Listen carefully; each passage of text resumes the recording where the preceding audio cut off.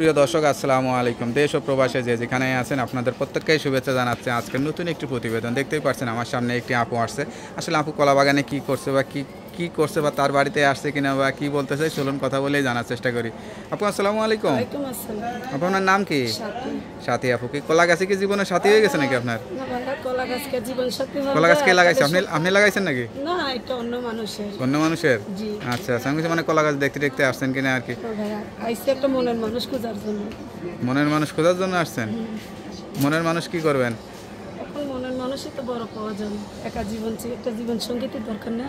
জীবন সঙ্গী তো ঝামেলা, একা একা থাকার মতো শান্তি আছে নাকি পৃথিবীতে?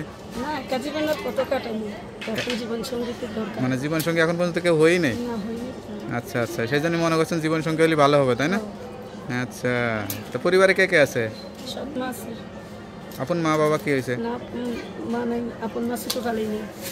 কলা গাছ ছিটতেছেন কত মরে যাবে কলা গাছ পরে। লেখাপড়া করছিলেন? না, কিছু অল্প বেশি। বয়স কত এখন? 20 বছর। 20 বছর? আরে তাই তো কষ্টই লাগে। আপনার সাথে লোকজন বিয়ে শাদী হয়ে স্বামী সংসার করতেছে, আপনি একা একা আছেন, তাই না? তো এখন প্রতিবেদনে আসছেন কি আসলে সহযোগিতা প্রয়োজন না একটা জীবনসঙ্গী প্রয়োজন? না, আমার সহযোগিতার দরকার নেই। কেউ ভালোবেসে যদি আমার পাশে থাকাতে পারে, সারা জীবনের জন্য একটা জীবন সঙ্গীতের দরকার। পাশে থাকলেই হবে, আর লাগবে না কিছু? না, কিছু লাগবে না। খাতে দিলে না, পড়তে দিলে না, পাশে থেকে লাভ কি? এটা তো প্রয়োজন। এটাও প্রয়োজন।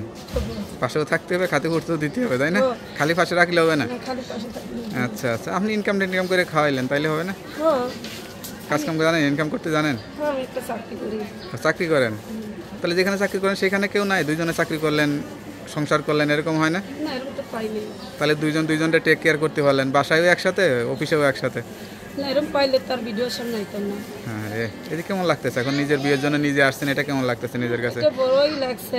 সৎমা বিয়া দিতে চাচ্ছে না, সেভাবে দেখে শুনে এখন তার জন্য কষ্ট করে ভিডিওর সামনে এসেছি। তো চেহারাটা দেখাচ্ছেন না কেন? মুখটা দেখাইলে সমস্যা কি? না, মুখ দেখাবো যে আমার প্রিয় মানুষের কথা দেখাবো। প্রিয় মানুষের জন্য সুন্দর চেহারাটাও ঢেকে রাখছেন। হ্যাঁ।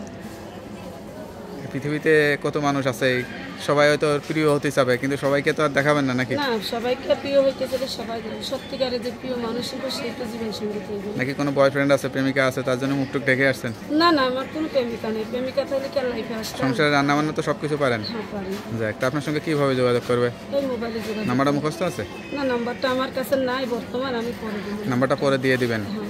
তাহলে বিয়ে শুনতে পারলেন, এক অসহায় গরিব ঘরের মেয়ে সব কিছু জেনে বুঝে কেউ যদি জীবনসঙ্গী করতে চান, তার নাম্বারটা স্ক্রিনে দেওয়া থাকবে, ওই নাম্বারে যোগাযোগ করে আপনারা আরও তথ্য, আরও খোঁজখবর নিয়ে বিয়ে শাদী করতে পারবেন। তা আর কিছু বলতে চান? না ভাইয়া, যে জীবন সঙ্গী থাকবো, আমি একটা অনেক কষ্ট নিয়ে আইছি। হ্যাঁ। তা যদি ভালোবেসে পাশে দাঁড়াতে পারো তো আমার সাথে যোগাযোগ করো। আমি অনেক কষ্টের মানুষ, সৎমার সংসার করি, এইটাই বলা থাকলো ভাইয়া। তো ওকে আপু, ভালো থাকেন, দোয়া করে আপনার মনে আশাটা পূরণ হোক। ওকে। অবশ্যই নামাজ কালাম পড়বেন, আল্লাহর কাছে চাইবেন। আসসালামু আলাইকুম।